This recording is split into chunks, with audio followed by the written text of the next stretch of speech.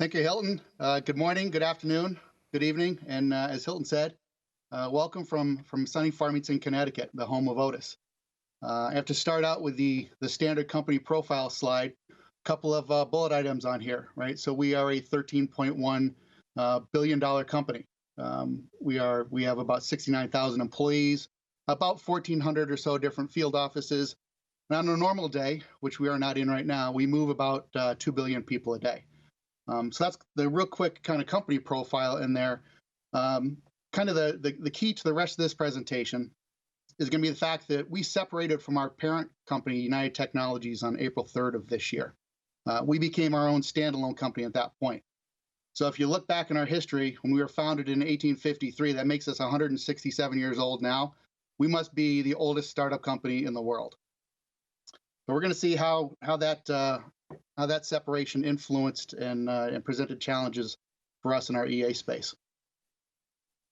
So we received about 900, I'm going to use air quotes here, applications transitioned from UTC. And the air quotes are simply a reference to everything was considered an application, right? We didn't have the delineation of an application or an IT component or an interface and using the LeanIX vernacular. Everything was an application. So part of that was going to be able to say, all right, we need to take those and kind of decompress them or unwind them. We had the 900 applications that were coming over really complemented what we already had in our own portfolio. So those 900 applications were applications that UTC maintained on our behalf or provided services for us. And those were in addition to things that we already had specific to Otis in our portfolio. We had the 900 applications came across in what we call a golden source spreadsheet. There's going to be a theme that you'll see developing across this presentation about spreadsheets.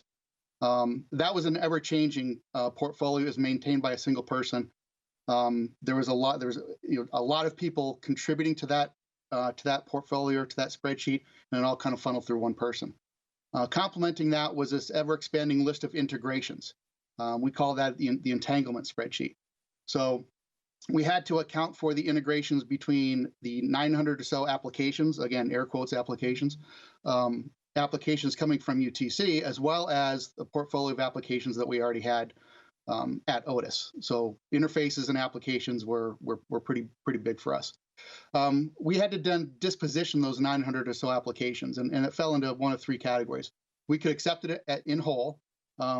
We could take the application, if it was that application was used by other sister companies within UTC, clone that application, and then purge the non-Otis data and then assume it as our own. Or we could do a transition services agreement and let UTC host that for a year. By being in a TSA environment, what that does is it gives us headroom to either make a decision later on to say we're going to accept the application, or we may actually move off to a different solution. So those are kind of the one of the three ways that we could disposition the apps. As I mentioned before, we had to account for all the integrations between the applications. So we had to understand not only the things themselves that were coming over, but the web that they participated in and everything that they were connected to. The third item on here, identifying ownership. So ownership was especially hard. We had owners that were from UTC, UTC owners that had left or gone to the different sibling companies. Contractors that did work for Otis that were no longer there. We had for UTC or Otis owners as well. So we kind of had a hodgepodge of ownership that we had to wrestle with. Having and establishing that ownership was really key because we needed those owners. We needed somebody to step up to enter the data and to verify it was correct, and to kind of use the LeanIX terminology to look at that data in the particular fact sheets and apply the quality seal and say, yes, we have a high level of confidence with the data that's been represented there. What we needed to do, so that last item on here is stop managing the portfolio by spreadsheet, right? So we needed to switch the authoritative source from that golden source spreadsheet that I mentioned earlier to a purpose-built solution. right? So the spreadsheet was kind of the where we started. It was the mechanism by which people entered the data, but it wasn't purpose built. It wasn't fit for purpose for what we really needed to do, and that's where we needed to make that transition from spreadsheet to something purpose built, which was LeanIX. When we get to a purpose built solution, what that allows us to do, it increases our data quality. We get rid of duplication. We found we had quite a bit of duplication in the spreadsheet. It allows us to do more governance and control, right? So we have more control over the data in LeanIX than we would have in a spreadsheet. We can ensure that we've got more completeness in there because we've got fact sheets that are specifically built towards applications and interfaces and IT components, and we can have a visual and a hard attestation to data accuracy. The item on the right here. So if you're familiar with the 9 LeanIX use case matrix, we hit that bottom row from day one. So post-merger harmonization, we had that. Application rationalization, we had that. In integration and architecture, we had that in spades. So that was the challenge that was before us. So how we address the challenge is through crowdsourcing, right? We realized that we had knowledge about our portfolio and our landscape that was really spread, highly distributed throughout Otis and UTC, right? We wanted to be able to tap that collective knowledge there, grab information from all the different minds that housed it, get it in the authoritative source, get to levels of completeness, get to levels of accuracy, attest those levels of accuracy, and really get to the point where we've got an authoritative source that we can really we can be confident of because it's come from a lot of different places, right? One of the things we didn't want to do is subscribe to this privileged few approach to EA, where we only have a small group of architects that have responsibility for the entire portfolio or access to the tools. That approach, that privileged few approach, is cumbersome. It doesn't scale well, and it doesn't encourage innovation. Right? We found that in our journey that the more eyes we have on something, the more minds we have on something, the more we're liable to kind of encourage innovation and to stumble into something that we may not have thought about before. LeanIX's licensing scheme, where we license by fact sheet and not by user, was really an enabling component here. We were able to onboard project managers, portfolio owners, product owners, technical SMEs, consultants, and get a lot of people kind of contributing to the portfolio and the landscape and enriching it over time. We recognize that we can't do this on our own, right? So the time is tight. We had our LeanIX workspace was stood up on January 27th. Our separation, as I indicated earlier, was on April 3rd. So if you're doing the math, that's 10 weeks to go from basically nothing to operational. Time is tight. We didn't have time to bump our head and skin our knees and learn on our own. We realized that we needed to call on the pros on this, and the pros in this case was LeanIX Professional Services. And shout out here to our experts that helped us along the way, Andreas and Patrick. They really did a great job. We're going to talk a little bit more about how we engage with them, but they were kind of key to the success of getting us from kind of 0 to 60 and very, very quick. So the method. This is how we accomplished our task in front of us, right? So as I said before, we engaged in LeanIX for rapid onboarding and configuration. So some of the things that Andreas and Patrick did for us. So they transformed the kind of the air quotes applications that I talked about earlier into the IT components and interfaces and applications in the LeanIX space. Right? They created the bulk load files for us. They did the bulk uploads of the applications, interfaces, and business capabilities. They customized our workspace configuration and tweaked our data models. They ran stakeholder training sessions. So whether it's project managers, portfolio owners, subject matter experts, architects, they ran some training sessions for us. They supplied business capability frameworks, right? So we didn't have to start from scratch with those. They helped tailor our technology domains, or in the LeanIX vernacular, it's technology stacks. They set up reports and dashboards to help track progress within LeanIX, so that we knew that as time was running and we kind of had to hit that April 3rd date, how are we tracking against that? They introduced and configured surveys for us. And they did knowledge transfer, which included best practices, the workspace configurations, the change details, and provided in the how-to document. So they didn't kind of land in, do the work, and then leave. They gave us the knowledge and the artifacts to continue on as we kind of continue down our LeanIX journey. The dedicated resources there. So as I mentioned, we had Andreas and Patrick there as dedicated. We had a small team of about 4 or 5 or so that were dedicated on our end, not 100% dedicated, but it was a primary accountability for us. That grew over time, but we started with our 4 or 5. The engagement was planned to be 3 weeks. We were going to do 3-week remote. I'm sorry, it was planned to be 5 weeks. We planned to do a 3-week remote engagement, and then we were going to do a 2-week on-site engagement. Well, coronavirus hit, and the travel plans were nixed. That actually turned out to be a blessing in disguise, and I want to jump into kind of an odd segue here, right? So if you're familiar with the Brothers Grimm fairy tales, there's a fairy tale called the Elves and the Shoemaker, right? We had our own version of the Elves and the Shoemaker going. When we would meet with our LeanIX Pro Services guys in the morning, we had stand-up meetings in the morning, and we'd plan out the day. And we would go through, and as the day progressed, we realized that, hey, we were setting up for work that we needed to have done the next day. That might happen for us, later on in the afternoon. We're East Coast, so 3, 4, 5 o'clock at night, we're coming up with these ideas. We would then send them off to Andreas and Patrick, and like the Elves and the Shoemaker, because we're in a 6-hour time difference, we would come in the next morning and the work would be done, right? So the kind of the blessing in disguise is we could have that. I don't know if you want to call it follow the sun, but we call it the Elves and the Shoemaker, where we could make that request in the afternoon, and the work would either be started or we would be done when we came in the next morning. So that was really a nice surprise. Collaboration. So I talked about we had daily stand-up meetings. LeanIX stood up a Slack workspace for us to do cross-company collaboration, and then we stood up our own Yammer and SharePoints internal to do our collaboration within Otis itself. So the results on here, really simple slide. So by the LeanIX Pro Services estimate, we took what would normally take a kind of a 3-month time frame without help to get to initial functionality, and whittled that down by about 66%. And we did it in about a month. So that's that was a big help for us, right? We were thinking if we could get down 30, 40, 50%, that's awesome. But we're up upwards of about a 66% reduction in there. We started, as I said before, we started with 4 to 5 stakeholders, and eventually grew to about 30 or so. And it's a variety of different roles in there. I would say we're upwards of 45 or 50 now. So we continue to grow. We ingested that portfolio of about 1,000 fact sheets. So I mentioned the 900 that came in. We grew over time. So as we brought applications in and we discovered, hey, there's more interfaces that we hadn't accounted for, let's get them modeled, we added those as well. So we certainly grew the portfolio from what we brought in from UTC. That number's probably pushing around 2,000 fact sheets now.